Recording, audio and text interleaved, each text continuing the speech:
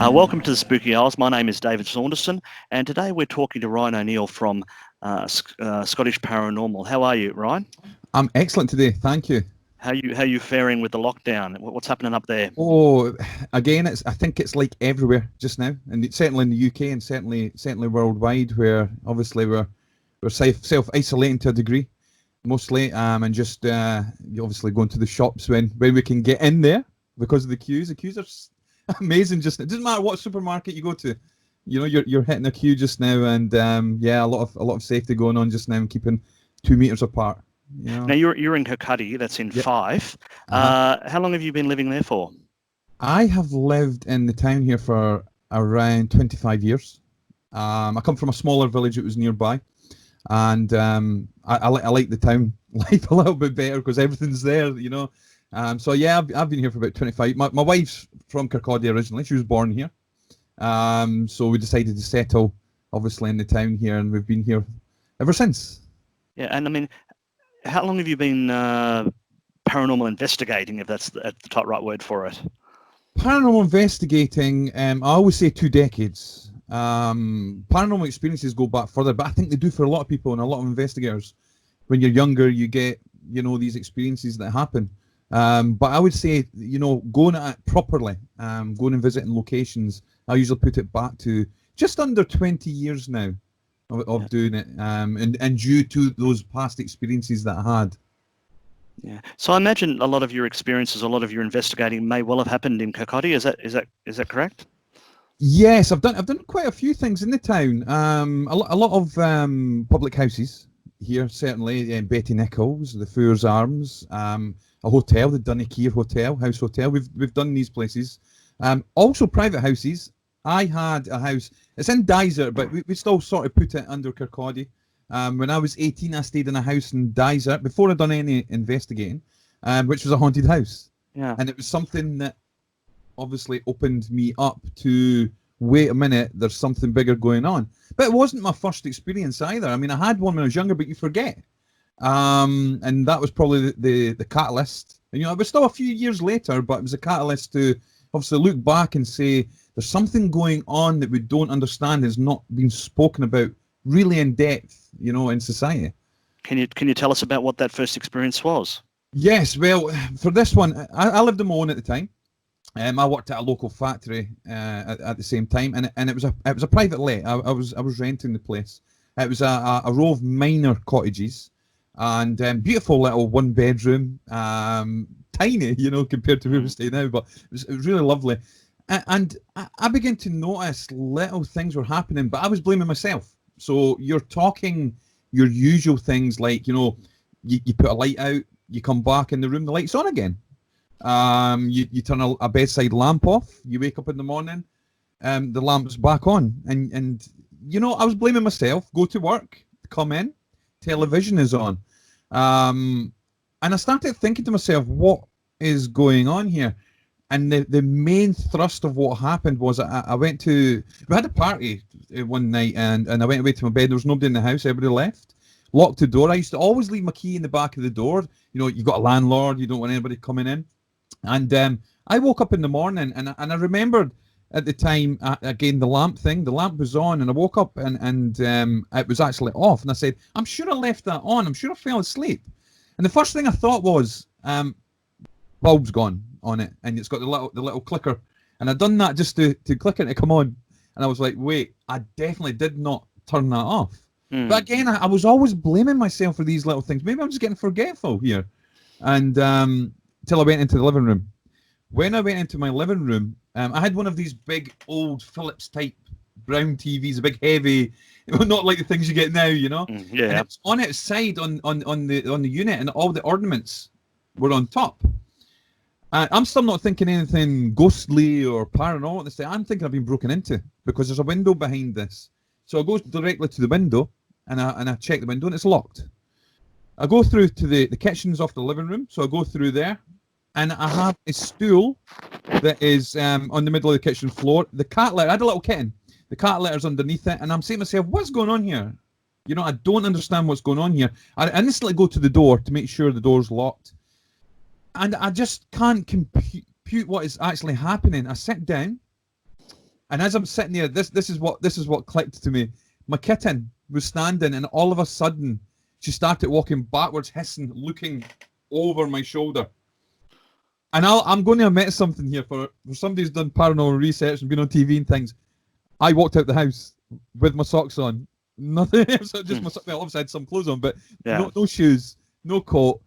And I walked out onto the main road, and I thought to myself at the time, where are you going to go? What are you doing? You have to go back in, regardless of what you think's going on. And I did go back in, and I sat down, and I calmed myself down. I told a friend who did not believe me, who thought that, you had a drink last night, you had some alcohol, you've got up, you've moved it around yourself or whatever. But there was a lot of things were happening. And I think, to be honest with you, David, what I'd done is I went down to a local spiritual place for the mediumships who do the platform work in Kirkcaldy and Kirkwind.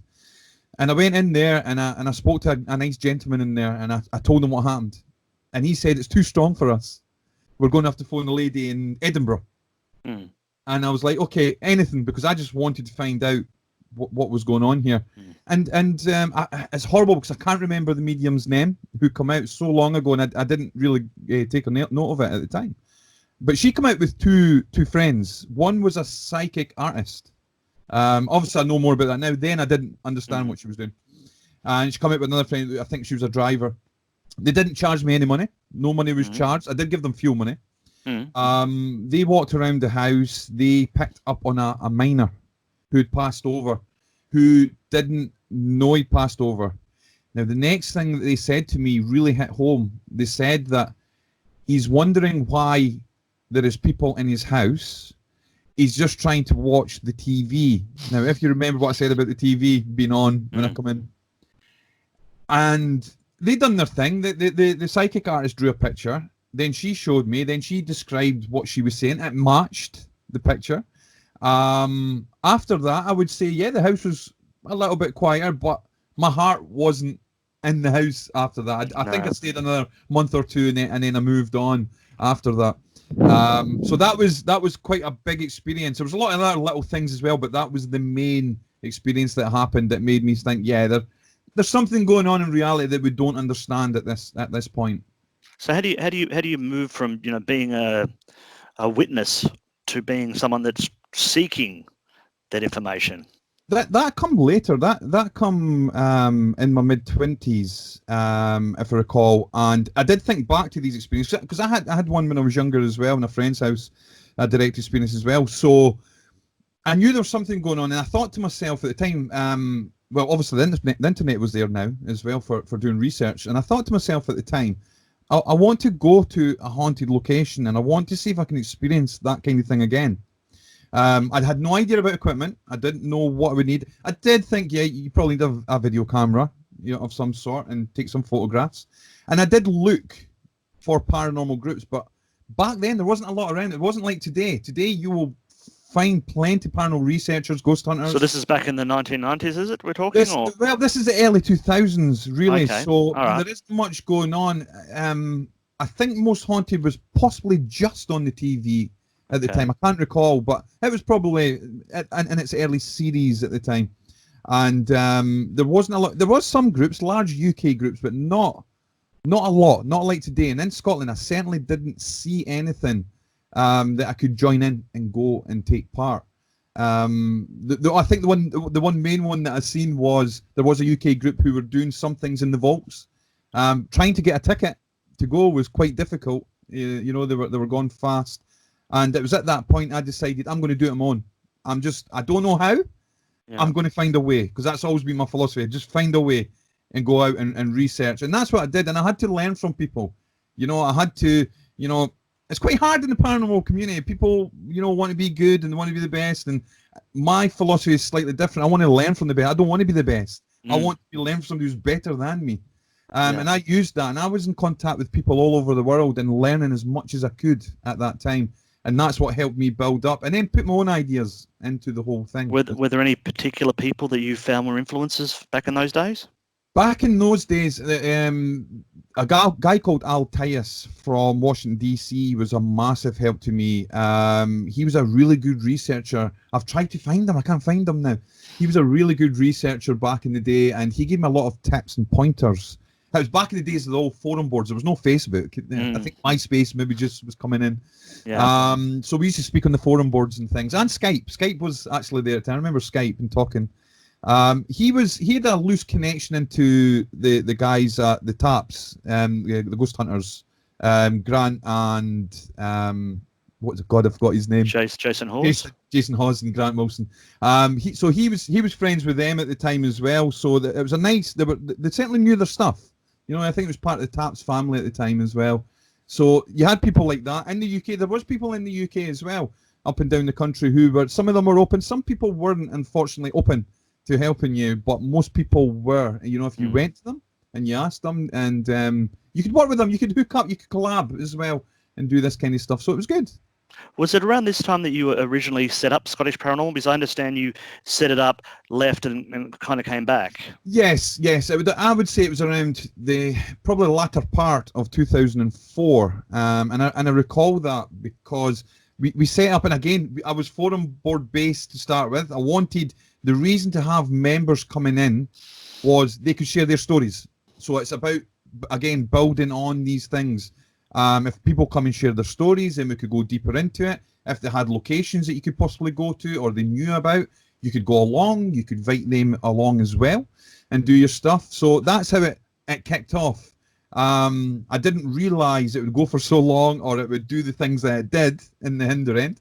But that's how we started. And the reason I know it was 2004 because on the March 2005, Mary King's Close launched Ghost Fest. And they come to us and asked if we would take part. And I was quite astonished because we just started. And I'm like, I need to now adapt and try and do this as well at the same time. So it was, again, learning as much as I could, and then trying to use that to do things like these events or, you know, investigations. Okay. So at the time when you first started investigating and sort of building a bit of a name for yourself, what were you looking for? What kind of properties were you looking for? Because there's obviously lots of places in Scotland like Mary King's Close and Greyfriars and different, you know, Edinburgh Castle, I suppose, and, you know, different places around the country. But were you looking to go into the big places or maybe some of the more smaller, intimate settings? I think I did both. Yes, I did want to go in those big ones. I'll admit that, you know, to hear about your Mary King's Close, your Blair Street vaults, who actually don't really do much of that anymore, Niddry Street vaults. I did at that time want Glamis Castle as well. Yeah, I think everyone wants that though. Everyone wants it. I managed to get it, but it took me 10 years to get in. 10 years. You're gonna have to. Okay, we're scrapping the script now. Tell us. I grew up basically collecting any kind of scraps of information I could about Glamis. So tell us about that. What was that like? Glamis Castle is amazing. Like I said, for every single year that I was doing Scottish Paranormal, I would email and say, can we come in? And every single year, and they'll tell you themselves, they would say, no, we don't entertain this. You know, this was. I went there when I came to Britain in about 2002 or 2004. I actually went there specifically to do a tour of Glamis because I wanted to count the windows. I wanted to see the picture. You know, that we all know the history of it. And all they talked about was the Queen Mother, which was very interesting, I suppose. But it wasn't what I was there for. That's what you were looking for. And I think I asked the question, you know, about the ghosts as you do, and they look at you like you got horns. Yes. So it's very disappointing. So you kept contacting them. How'd you eventually get through? Well, I eventually got through. I eventually got somewhere in, I want to say 2015. I think it was 2015. And I can't remember. I think I was doing some research online and they were possibly going to do some sort of Halloween ghost tour. So that pricked up my ears. And I was like, oh, okay, that's acknowledging to a degree.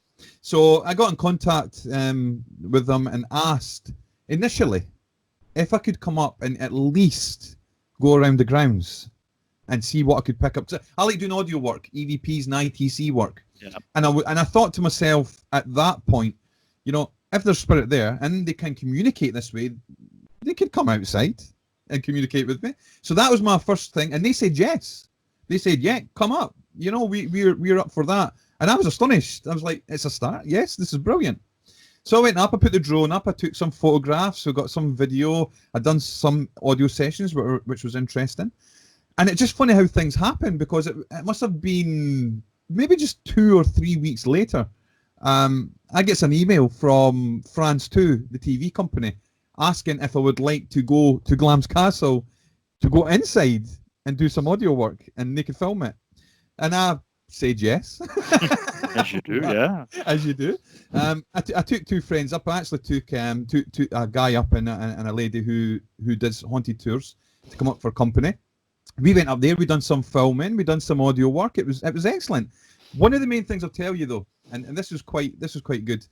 When we were waiting to go in, they come out to us and they said, we're going to go up to the attic, which I thought, excellent. I'll do an attic. And then what we'll do is we'll go into one of the rooms. And I said, yeah, let's do it. So we were following the curator in, and he got to the bottom of the stairs to go up to the attic, and he goes to switch on the light, and it blows. So I'm like, yeah, because I like this kind of stuff. That's what I'm looking for. I'm looking for electrical faults. I'm looking for this kind of stuff. And I said, well, that's interesting. I said, does it happen a lot? He says, all the time. And he just carried on as normal, not a change in his face or anything. And I was like, well, that's quite interesting. But they just took it. He just took it in his stride, you know. And I thought, well, it's a good start. Is it coincidental? Possibly. I said, but it's definitely a good start. And he's saying it's happening a lot as well. So what did you learn there? What did you find? Because I mean, you talk about haunted glass, but it's more about the mystery of the funny looking child, or you know, what are the secrets of the castle more than the actual paranormal aspect of it. There's a lot there. I think when I did my research into it, obviously you had the story of a child that was possibly locked up, maybe had a disability of some sort. Yeah. And you know, back in the day, the more wealthy families would do this kind of thing. They would, you know, lock them, keep them away from the public view, certainly. So I did hear a rumble about that. The other one I heard as well was about a female who wanders the grounds who's lost her tongue. And she's seen quite often as well. And I think the other one as well was about a little black servant boy, if I'm right, who has been seen in there as well. Who froze to death on the steps. Yes, that's the one. And there's also I think there's about what is it? What's not Strathclyde? What was it? What's the name of the Lord of the Manor anyway? Playing cards with the devil. There's lots of. There's lots of different. Lots of different little ones there. I mean, we run an audio session, and again, I'm into the ITC side of things. We can talk about that later, but I like to do the ITC side, which is audio for people listening. It's just doing audio, and it's using different techniques to try and get your audio captures. Something I didn't believe in at one point, to be honest with you. I was skeptical till I got evidence, but we did get a few good results. Yes, we did pick up electromagnetic energy, which we couldn't understand because we did do a sweep of the area to begin with. It wasn't our equipment. Obviously, we know what's going on with that, and it was giving little indications on our K2 and with different kinds of meters, which was quite interesting. But I'll be honest, I don't think I had enough time in there to do anything proper. When you've got a TV, when you're coming in, it doesn't feel the same. You don't get the same. They have to do what they need to do to get, obviously, their content. And you just have to sort of go along with that, and it cuts down your time significantly, and you have people walking around a little bit as well. What did you think? What do you think changed their mind? Why were you in there in the first place? When you've for so many years they were, we don't want to know anything about that. I'm lost. I don't know, because I was always under the impression, and I remember an old newspaper article from 2012, 2011, where I think they spoke to someone. Possibly management, who did not believe in the paranormal or any of those venues to have anything in them. So I thought they were certainly against it. I think it's an integrity thing as well. I think they think that if they admit that they're getting anything like that happening, it somehow lowers the integrity of these historical locations. And I don't think it does. I think it adds to the mystique, like you said, and the mystery of the whole place. But I think that's just obviously the way of thinking at this point. What changed their mind? I have no idea. I But have no idea. I mean, I would imagine that most castles or historic buildings in Scotland would have a ghost tale. Is that fair to say? I think there is. And usually with Scotland, most places it's usually Mary Queen of Scots who's seen That's right. everywhere, Yeah. everywhere. I think every time I do some research into a location, I'll find her. I'll find some sort of loose connection at least into Yeah. her apparition being there. But yeah, I think it's the history, David. I think it's the history is so deep, the history is so gruesome as well that you do tend to have a lot of these either witness reports or folklore or something along these lines associated with these locations and the lands that they stand on. Do you have any favourite stories? I know Mary King's Close is very, Yeah. close to your heart. But I remember you wrote an article for us a few years ago about Slains Castle, and Yes. we just spoke last week with Mark Shepherd from Cruden Bay, who was writing about how he's just written a book about how Bram Stoker spent his time in Cruden Bay in Yes. Aberdeenshire, and to write Dracula. And Yeah. Slain Castle has aspects of Castle Dracula in the Yes. book. So what did you find when you went there? I've been there. I think it's twice I've been there now. I've done the night time. I went with Greg Stewart. We were on our way up to do something up at Haddle House at the time, and we stopped off.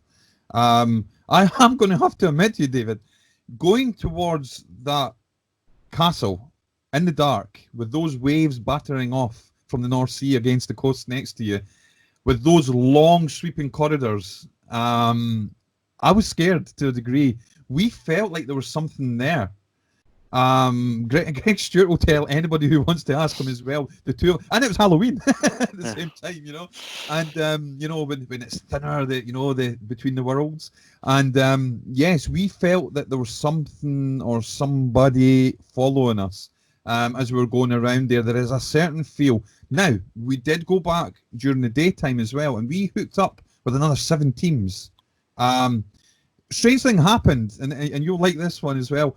We were due to meet up, I think at say 6 p.m. to do. It was summertime, so it was quite light, and we were going to do little sessions, audio sessions, talk about our experiences and things. And as me and my wife were standing waiting, a camper van comes in, and the van comes in, and a guy and a woman come out, and they've got, I can't remember the name, and I feel terrible to a degree, but they had the paranormal top on, and they're from Australia. They were an Australian paranormal team. I thought they were part of the meetup because it happened, and I said to them, and they says, no, we're just visiting. We've come by. We're traveling around, and I said, you do know 7 teams are meeting up here tonight. Would you like to join us? And they said, oh, hell yeah. And they were the most amazing couple. They loved it, and we got our photos taken together, and it was just so coincidental that they would turn up at that time at Slains Castle to take part in that. But for the actual castle itself, yes, from my understanding through the research about Bram Stoker, obviously it was a bit of an inspiration for him, and I heard about he was down in Cruden Bay staying in a hotel, I think. If That's I'm right. correct. Yep, the Kilmarnock Arms. Yeah. Yes, and that's one of the main things that stand out to me. Another thing that stands out to me as well is a possibility of a female apparition connected possibly to the witch trials. I think a lot has been brought through with the research, and also we look at the audio catchers that come in as well, and we got a lot of things that could be along the lines of witchcraft and some things like that. And we think that the castle's connected in a way with that at the same time. But I think there's a lot of stories. There's a lot still to do there as well, to be honest with you. We are going back to do that and look deeper into the whole thing. It actually inspired us to book Romania as well, to go to Bran Castle in Romania. Yeah. Unfortunately, we're on lockdown. We've had to cancel because it was June and we can't go now. And we will go back, but this is just tying in the whole thing. Well, I've been to Bran Castle, and I've been to and all the places that you would see in a Dracula tour, and you will love it. So it's certainly worth waiting for. Now we're just talking about you've done quite a lot. You've done television. You've been on Most Haunted. You've done lots of different things within the paranormal world. Is there something that you haven't done yet that you still got your eye on? That's a really difficult one. I've been to everywhere I think so far that I would like to go. A lot of people say that they'll go to America possibly and look at some of the large locations over there, and it's a possibility to do that. I'm not the best flyer, so I don't know how we'll get there, but I'll push myself.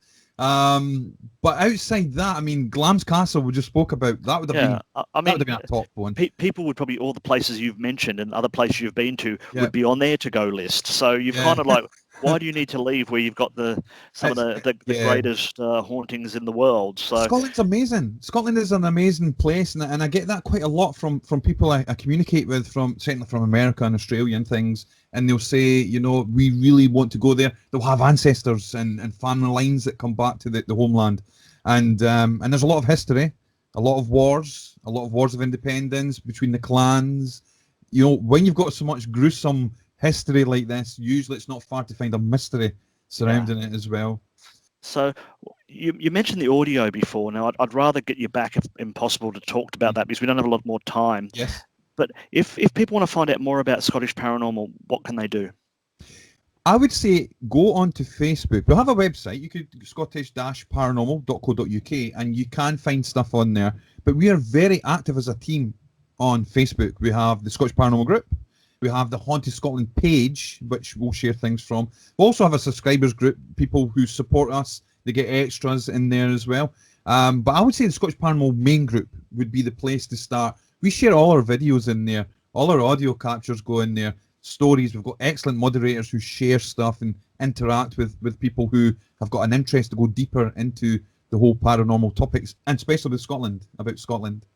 Yeah, well, it definitely isn't. It's good stuff to see. So definitely want to get you back if you'll give us your time, because Excellent. I know we've just given a brief overview of some of the paranormal goings on that you've been doing, and I'd really like to get some of your views and technical expertise on actually hunting the ghosties as opposed to just talking about them. So you take care of yourself, and we look forward to speaking to you next time. That's great. Same to you. Take care, and looking forward to it. All right. Thanks very much. See you later, Ryan. Bye-bye.